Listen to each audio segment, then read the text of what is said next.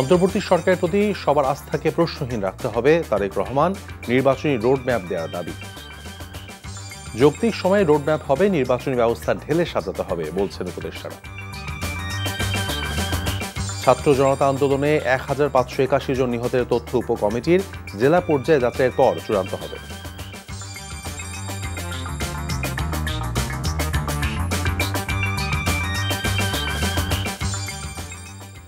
আসসালামু আলাইকুম, মির তৌফিক হোসেন স্বাগত জানাচ্ছি এনটিভির রাতের খবরে। ক্রাউন সিমেন্ট শিরোনাম দেখছিলেন, এবার বলছি পুরো খবর। জনগণের নির্বাচিত সরকারই কেবল দেশের উন্নয়নের ধারাবাহিকতা, জনগণের নিরাপত্তা এবং প্রাত্যহিক সেবা নিশ্চিত করতে পারে উল্লেখ করে বিএনপির ভারপ্রাপ্ত চেয়ারম্যান তারেক রহমানের নির্বাচনী রোডম্যাপ ঘোষণা করতে অন্তর্বর্তী সরকারের প্রতি আহ্বান জানিয়েছেন। ঝিনাইদহ জেলা বিএনপি আয়োজিত গণসমাবেশে ভার্চুয়ালি যুক্ত হয়ে তিনি বলেছেন, জনগণের রাজনৈতিক অধিকার ফিরে পাওয়ার মাধ্যমেই অভ্যুত্থানে শহীদদের ত্যাগ সফল হবে। ঝিনাইদহ প্রতিনিধি মিজানুর রহমানকে সাথে নিয়ে নজরানা চৌধুরীর রিপোর্ট। ছাত্র জনতার অভ্যুত্থানে শহীদ এবং স্বৈরাচার সরকারের সময়ে যারা গুম খুনের শিকার হয়েছেন তাদের স্মরণে ঝিনাইদহ জেলা বিএনপি এক গণসমাবেশের আয়োজন করে। ঝিনাইদহ শহরের পায়রা চত্বরে অনুষ্ঠিত এই সমাবেশে জেলার বিভিন্ন স্থান থেকে বিএনপির নেতাকর্মীরা ছোট ছোট মিছিল নিয়ে যোগ দেয়। আশেপাশের জেলা থেকেও এই সমাবেশে নেতাকর্মীরা যোগ দেয়। সমাবেশটি আসলে জনসভায় রূপ নেয়। সমাবেশে প্রধান অতিথি হিসেবে রাখা বক্তব্যে দলের ভারপ্রাপ্ত চেয়ারম্যান অন্তর্বর্তীকালীন সরকারের প্রতি তার দলের সমর্থন পুনর্ব্যক্ত করেন। বাংলাদেশের প্রায় সকল মানুষের দলমত নির্বিশেষে সকলের সমর্থনই এসেছে বর্তমানের অন্তর্বর্তীকালীন সরকার। তাদের প্রতি সেদিনও আমাদের সমর্থন ছিল, আজও আমাদের সমর্থন থাকবে। তবে এখানে একটি কিন্তু রয়েছে, তাদের প্রতি আমাদের আস্থাকে প্রশ্নহীন রাখার চ্যালেঞ্জ কিন্তু তাদেরকেই নিতে হবে। ছোট ছোট সমস্যা একসময় বৃহদাকার ধারণ করে বর্তমান সরকারের সামনে চলে আসতে পারে বলে উল্লেখ করেন তারেক রহমান। এসব বিষয়ে সতর্ক থেকে অন্তর্বর্তীকালীন সরকারকে তার সামর্থ্যের বাইরে সংস্কার কাজ হাতে নেয়ার বিষয়টি চিন্তা করতে হবে বলেও জানান তিনি। সব পরিবর্তন সাধন যেমন তাদের পক্ষে সম্ভব নয়, তেমনি এমন দায়িত্ব তাদের কাঁধে নেওয়া সঙ্গত হবে না যেটা তারা বহন করতে সক্ষম নন। তাদের এই আত্মত্যাগ সেদিনই সফলতা লাভ করবে যেদিন এই দেশের মানুষ রাজনৈতিকভাবে তাদের অধিকার ফিরে পাবে। বাংলাদেশের সাথে আন্তর্জাতিক বিশ্বের সম্পর্ক, উন্নয়নের ধারাবাহিকতা রক্ষা, জনগণের নিরাপত্তার মতো বিষয়গুলো নিশ্চিত করতে জনগণের দ্বারা নির্বাচিত সরকারের বিকল্প নেই বলেও উল্লেখ করেন বিএনপির ভারপ্রাপ্ত চেয়ারম্যান। রোড ম্যাপ সেটি নির্দিষ্ট করতে হবে তাদেরকে।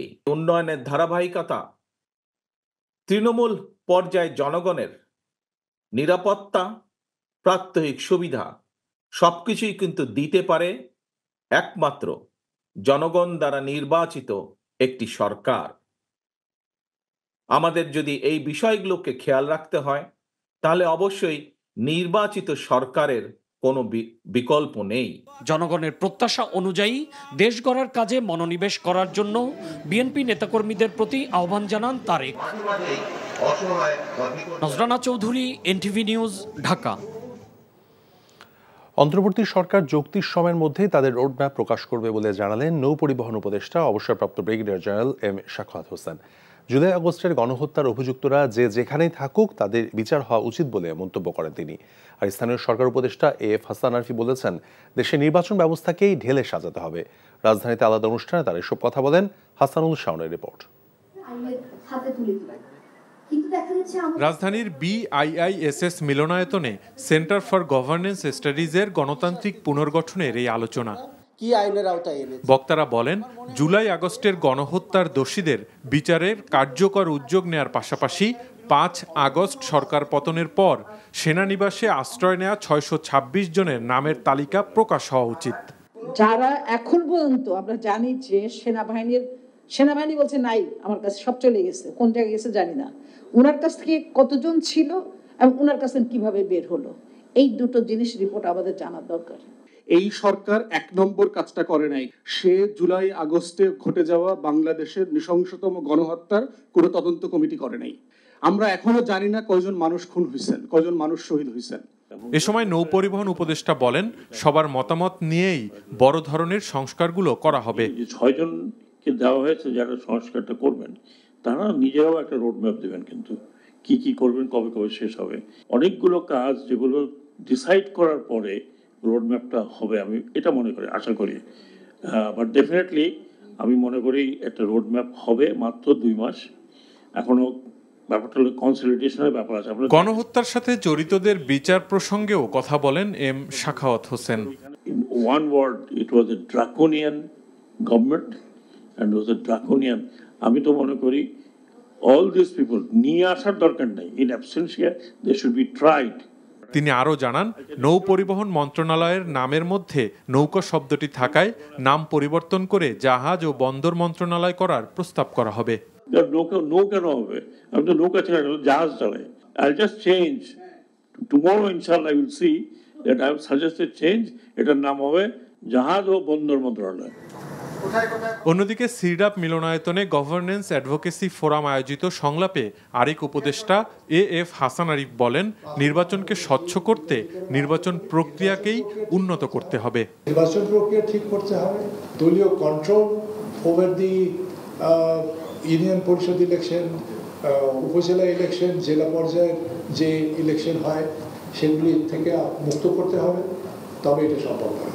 জনগণের প্রত্যাশা পূরণে অন্তর্বর্তীকালীন সরকারকে সংস্কার কার্যক্রম এগিয়ে নেয়ার তাগিদ দেন বক্তারা। Hasanul Shaon, NTV news, Dhaka.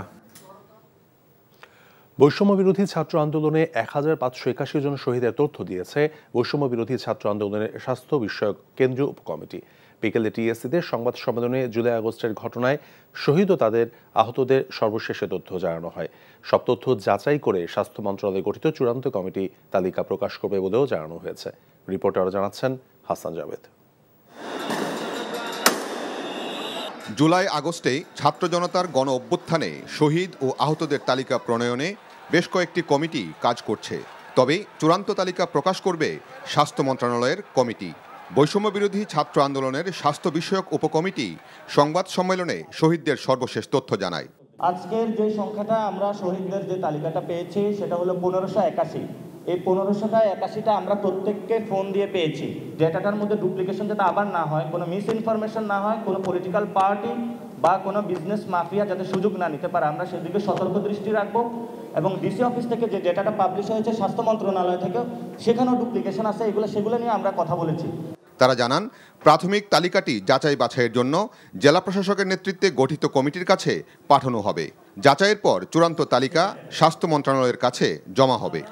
এখন এই পরিবারগুলো কে আওয়ামী লীগ করতো, কে হচ্ছে যে গণপিটুনিতে মরছে, কে হচ্ছে 4 তারিখে মারা গেছে ছাত্রলীগের, এই কাজটা তো আমরা এখানে বসে ভেরিফাই করতে পারবো না। 3 দিন পরে এখান থেকে 3 দিন পরে আপনি এই আপডেটটা দেখতে পারবেন যে 708 যেটা 717 গতকালকে ছিল, এই মুহূর্তে আমি জানি না, ওয়েবসাইটে গেলে সেটার একটি একটা সিগনিফিক্যান্ট প্রোগ্রেস দেখতে পারবেন ইনশাল্লাহ। আর হচ্ছে এর পরেও কিন্তু আরও যুক্ত হতে থাকবে, এই কাজটা চলমান। এখন পর্যন্ত 31,000-এর বেশি আহতদের নাম পাওয়া গেছে বলেও জানানো হয় সংবাদ সম্মেলনে। সেই তথ্যও যাচাই হচ্ছে। এর আগে গত মঙ্গলবার 708 জন শহীদের নামের তালিকা প্রকাশ করে স্বাস্থ্য মন্ত্রণালয়ের কমিটি। শহীদ ও আহতদের তথ্য জানাতে ওই কমিটির পক্ষ থেকে অনুরোধও জানানো হয়েছে। Hasan Javed, NTV news, Dhaka. জাতিসংঘের সাধারণ পরিষদের ৭৯তম অধিবেশনে যোগদান শেষে ঢাকার উদ্দেশ্যে রওনা হয়েছেন অন্তর্বর্তীকালীন সরকারের প্রধান উপদেষ্টা অধ্যাপক ডক্টর মোহাম্মদ ইউনূস।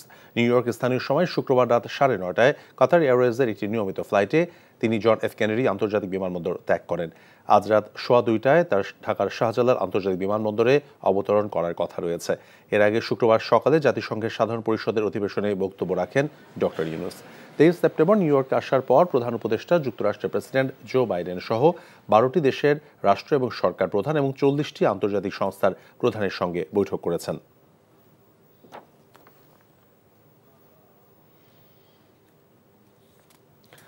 সাম্প্রতিক পরিস্থিতিতে পুলিশের সাথে সাধারণ মানুষের যে দূরত্ব সৃষ্টি হয়েছিল তা থাকবে না উল্লেখ করে inspector general of police Mohammad Mainul Islam বলেছেন, পুলিশ এখন সেবার জন্য প্রস্তুত। তিনি আজ চট্টগ্রামে মেট্রোপলিটন পুলিশের সম্মেলন কক্ষে সাংবাদিকদের সাথে মত বিনিময়কালে এসব কথা বলেন।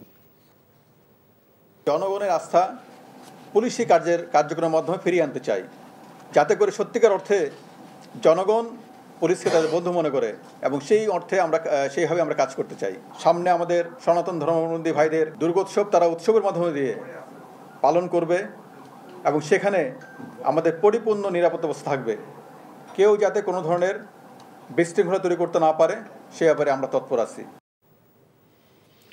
গণহত্যাকারী স্বৈরাচার শেখ হাসিনাকে দ্রুত দেশে এনে বিচার করার দাবি জানিয়েছেন বিএনপির মহাসচিব মির্জা ফখরুল ইসলাম আলমগীর। এজন্য ভারতকে চিঠি দিতে অন্তর্বর্তীকালীন সরকারের কাছে আহ্বান জানান তিনি।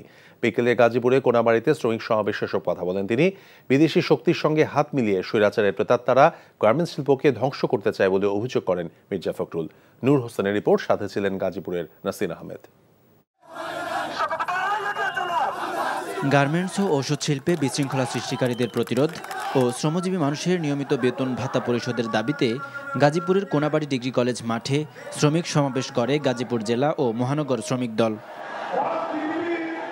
শিল্পাঞ্চল সহ গাজীপুরের সর্বস্তরের শ্রমজীবী মানুষের স্রোত নামে সমাবেশস্থলে কানায় কানায় পূর্ণ হয় কলেজ প্রাঙ্গণ।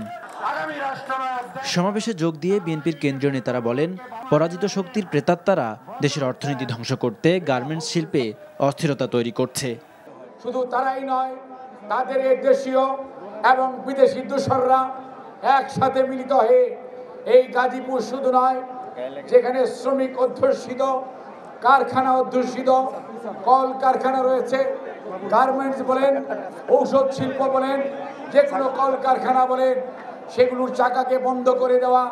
সমাবেশে প্রধান অতিথির বক্তব্যে মির্জা ফখরুল ইসলাম আলমগীর বলেন, ষড়যন্ত্র রুখতে শেখ হাসিনাকে দ্রুত বিচারের মুখোমুখি করতে হবে।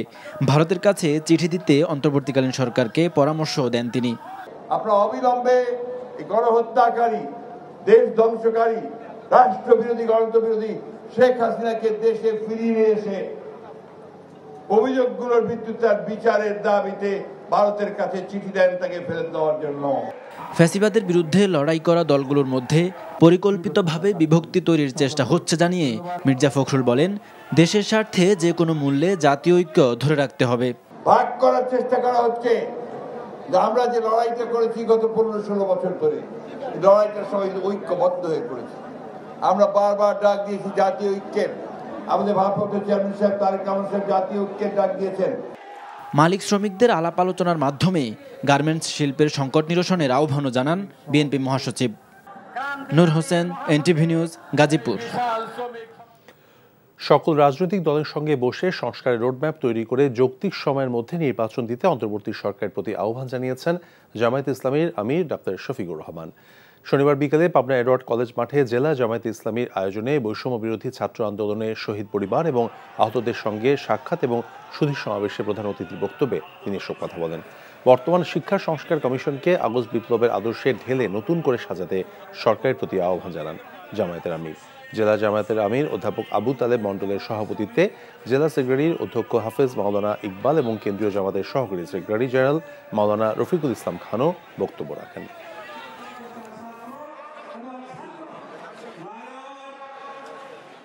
আমরা চাই যে সরকার অংশীজনের সাথে, রাজনৈতিক দলগুলোর সাথে ডায়ালগে বসে একটা জাতীয় ঐক্যের মাধ্যমে এই সংস্কারের রোডম্যাপ তৈরি হবে।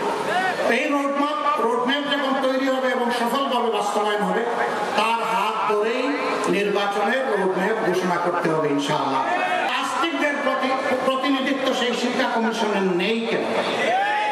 সেখানে কেন চিহ্নিত কিছু লোককে বসানো হয়েছে যারা এদেশের সংখ্যাগরিষ্ঠ মানুষ, সাধারণ মানুষের কোনো চেতনাই বুঝতে পারে না। স্বৈরাচার বিরোধী ছাত্র আন্দোলনে হতাহতদের যে গতিতে চিকিৎসা হওয়া দরকার ছিল তা হচ্ছে না বলে মন্তব্য করেছেন আমার দেশ পত্রিকার সম্পাদক ডক্টর মাহমুদুর রহমান। রাজধানীর পঙ্গু হাসপাতালে গণঅভ্যুত্থানে আহতদের দেখতে গিয়ে তিনি কথা বলেন। আহত এবং শহীদদের তালিকা এখনও কেন হচ্ছে না প্রশ্ন করে তিনি বলেন, অন্তর্বর্তীকালীন সরকারের প্রথম দায়িত্ব ছিল পূর্ণাঙ্গ তালিকা তৈরি করে আহতদের সুচিকিৎসা এবং পুনর্বাসন করা, কিন্তু এ উদ্যোগে ঘাটতি দেখতে পাচ্ছেন বলে জানান মাহমুদুর রহমান। আহত ব্যক্তি এবং শহীদদের পরিবারের সুব্যবস্থা না হলে এই বিপ্লব ব্যর্থ হবে বলেও মন্তব্য করেন তিনি।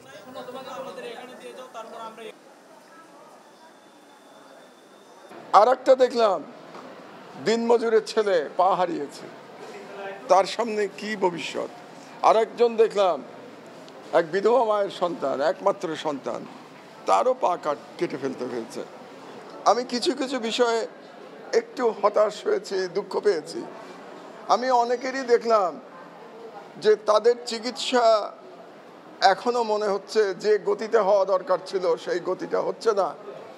আমি আরও দেখলাম যে তাদের পুনর্বাসন কিভাবে হবে সেটা নিয়ে এখনো কোনো আলোচনা নাই। নগর সংস্কারে রাজধানী উন্নয়ন কর্তৃপক্ষ রাজুকের কোনো পরিকল্পনা নেই জানিয়ে এই সংস্থার বোর্ডে বড় পরিবর্তন আনা প্রয়োজন বলে মন্তব্য করেছেন বন, পরিবেশ এবং জলবায়ু পরিবর্তন উপদেষ্টা সৈয়দা রিজওয়ানা হাসান। রাজধানীর আগারগাঁয়ে বন ভবনে এক মত বিনিময়ের সভায় এই কথা বলেন তিনি। ঢাকার খালগুলোকে সংযুক্ত করে একটি বৃহৎ ব্লু নেটওয়ার্কের পরিকল্পনা রয়েছে জানিয়ে তিনি বলেন, স্বল্প সময়ে কতটুকু বাস্তবায়ন করা যাবে সেটি নিশ্চয়তা নেই। রাজুকে ড্যাব পরিকল্পনায় জলাশয় সুরক্ষার ব্যাপারে উল্লেখযোগ্য কোনো পরিকল্পনা নিয়ে উল্লেখ করে তিনি কর্তৃপক্ষকে সিটি কর্পোরেশন এবং পরিবেশ অধিদপ্তরের সঙ্গে যৌথ পরিকল্পনার আহ্বান জানান। রাজুক সময়ে সময়ে বিভিন্ন এলাকাকে তার অধীনে নিয়ে গেছে, কিন্তু এত এলাকার আসলে নিয়ন্ত্রণ করা তার পক্ষে সম্ভব কিনা, তার সেই জনবল, সেই অঙ্গীকারের জায়গাটা আছে কিনা সেগুলো আমরা কখনো দেখিনি। আমার কাছে প্রায়ই এরকম প্রকল্প আসে যে অমুক খালটাকে পুনর্খনন করতে হবে, দখল মুক্ত করতে হবে, কত টাকা লাগবে? 700 কোটি টাকা। একটা খালেই যদি আমার 700 কোটি টাকা যায়, তাহলে এতগুলো খালকে দখল মুক্ত করে এগুলোর সংযোগ স্থাপন করে একটা ব্লু নেটওয়ার্ক আমি কেমন করে ঠিক করব? অতি ভারী বৃষ্টি এবং উজানের ঢলে তিস্তা নদীর পানি আরও বৃদ্ধি পেয়ে নিম্নাঞ্চলে কিছু এলাকা প্লাবিত হয়েছে। তিস্তা ব্যারেজের ডালিয়া পয়েন্টে নদীর পানি বিপদসীমা ছুঁই ছুঁই করছে, ফলে ব্যারেজের 44টি জলকপাটের সবগুলোই খোলা রয়েছে। এদিকে বন্যা পূর্বাভাস এবং সতর্কীকরণ কেন্দ্র জানিয়েছে রংপুর বিভাগের তিস্তা, ধরলা, দুধকুমার নদীর পানি বৃদ্ধি পাচ্ছে, আর নদীর পানি বেড়ে যাওয়ায় নিম্নাঞ্চলে প্লাবিত হতে শুরু করেছে। লালমনিরহাটের উদিতমারী উপজেলার মহিষখোঁচা ইউনিয়নের নিম্নাঞ্চলে 2-1টি এলাকার রাস্তাঘাটেও পানি উঠেছে, এতে জনজীবনে ভোগান্তি বেড়েছে। এদিকে কুষ্টিয়ায় পদ্মা নদীতে নতুন করে পানি বৃদ্ধি পেয়েছে, এতে জেলার দৌলতপুর উপজেলার চিলমারি এবং রামকৃষ্ণপুর ইউনিয়নের নদীর আশেপাশে নিম্নাঞ্চলে 37টি গ্রাম প্লাবিত হয়ে পড়েছে। পানিবন্দী রয়েছে কয়েক হাজার মানুষ। ফসলি জমি এবং সড়কে পানি ওঠায় মানবেতর জীবন কাটছে চরাঞ্চলের মানুষের।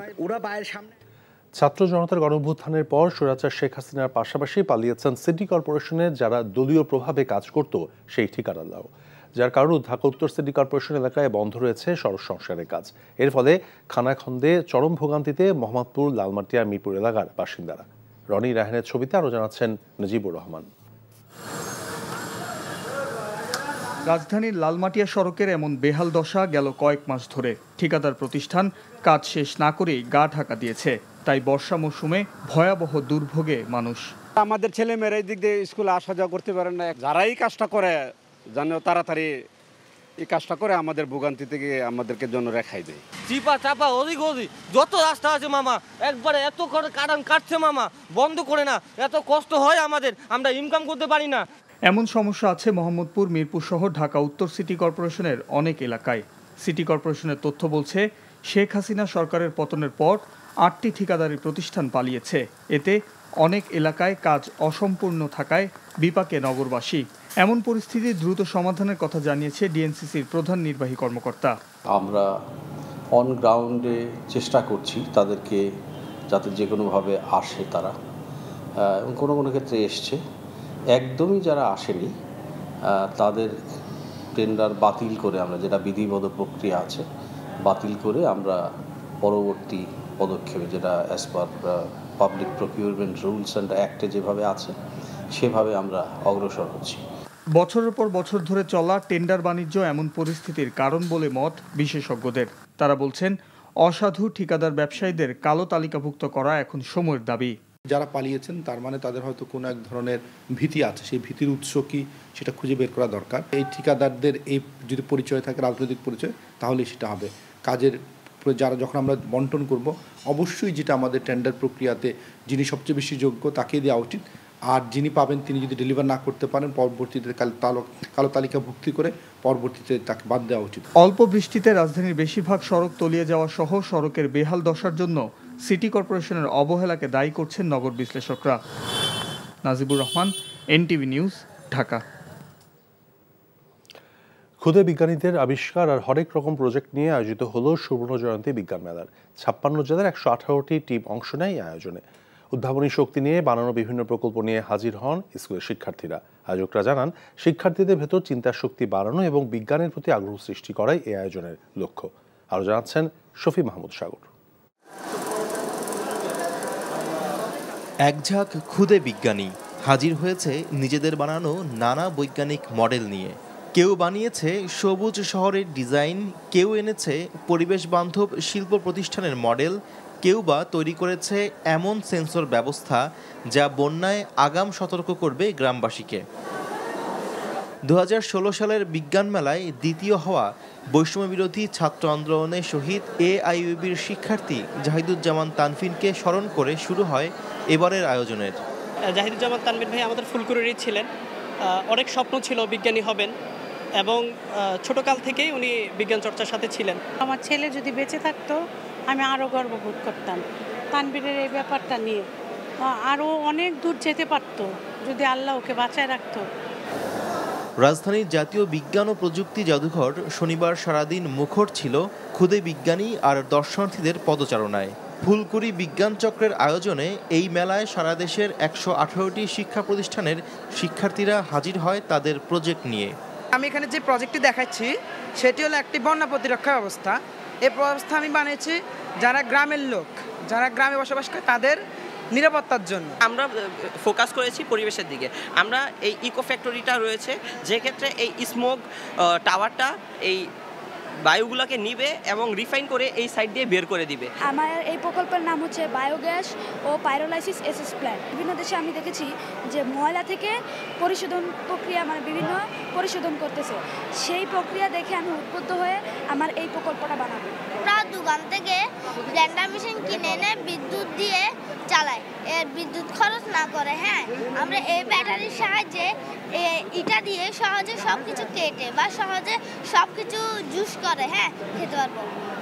বিচারকরা বলেন, এমন আয়োজন বিজ্ঞান চর্চায় উৎসাহিত করবে শিক্ষার্থীদের। এইখানে যে প্রজেক্টগুলো এসেছে আপনারা দেখেছেন যে সারা বাংলাদেশ থেকে ছোট ছোট বাচ্চারা এই যে বিজ্ঞান চর্চা, বিজ্ঞান কাকে বলে, পৃথিবী কিভাবে ঘুরছে, তো এগুলোকে শেখানোর জন্য কিন্তু এই বিজ্ঞান মেলার কিন্তু কোনো বিকল্প নেই। আমার দাবি হচ্ছে সারা বাংলাদেশে বিজ্ঞান শিক্ষাকে, বিজ্ঞান মেলাকে অনুপ্রাণিত করা হোক। বিজ্ঞান যার বিভিন্ন স্কুল কলেজে, যাদের অনেক স্কুল কলেজ আছে মাইক্রোস্কোপ নাই, তাদের প্র্যাকটিক্যাল করানো হয় না। প্র্যাকটিক্যাল কী জিনিস তারা জানে না, এটা ব্যাংক কী করে কাটতে পারে জানে না, দেখেনি, করেনি। চতুর্থ শিল্প বিপ্লবের উপযোগী বিজ্ঞান ও প্রযুক্তিতে দক্ষ জনগোষ্ঠী তৈরিতে রাষ্ট্রীয় পর্যায়ে বিজ্ঞান মেলার আয়োজনের আহ্বান জানান আয়োজকরা। শফি মাহমুদ সাগর, এনটিভি নিউজ, ঢাকা।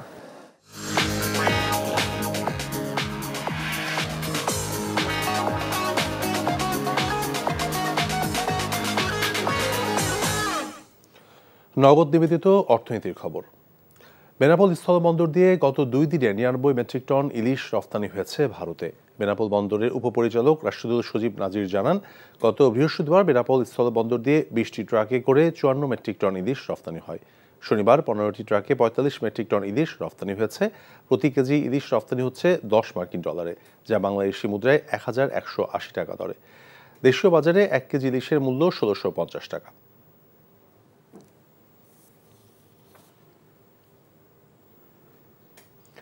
ডেজার্ট তৈরির দক্ষতা বাড়াতে চট্টগ্রাম থেকে শুরু হলো দেশব্যাপী প্রশিক্ষণ কর্মসূচি। অনুষ্ঠানটির আয়োজন করেছে Mars full cream milk powder dessert academy. চট্টগ্রামের আগ্রাবাদের একটি কমিউনিটি সেন্টারে প্রশিক্ষণ কর্মসূচিতে অংশ নেন 2 শতাধিক নারী। উদ্যোক্তারা জানান, মহিলারা গৃহস্থালির কাজের পাশাপাশি নিজেরা উদ্যোক্তা হিসেবে কিছু করতে পারেন, সেই লক্ষ্যে এই আয়োজন।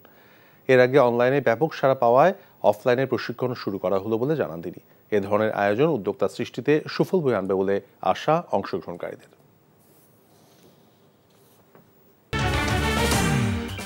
অন্তর্বর্তী সরকারের প্রতি সবার আস্থাকে প্রশ্নহীন রাখতে হবে, তারেক রহমান নির্বাচনী রোডম্যাপ দেওয়ার দাবি। যৌক্তিক সময়ে রোডম্যাপ হবে, নির্বাচনী ব্যবস্থা ঢেলে সাজাতে হবে বলছেন উপদেষ্টারা। ছাত্র জনতা আন্দোলনে ১,৫৮১ জন নিহতের তথ্য উপকমিটি জেলা পর্যায়ে যাচাইয়ের পর চূড়ান্ত হবে। এই ছিল রাতের খবরে। এই খবরের ভিডিও সহ আপডেট জানতে ভিজিট করুন এনটিভি অনলাইন www.ntvbd.com। এছাড়াও এনটিভির জনপ্রিয় সব অনুষ্ঠান এবং খবরের আপডেট জানতে ভিজিট করুন আমাদের ইউটিউব এবং ভেরিফাইড ফেসবুক পেজ। রাত ১টায় মধ্যরাতের খবর দেখার আমন্ত্রণ রইল। ধন্যবাদ সবাইকে। শুভরাত্রি।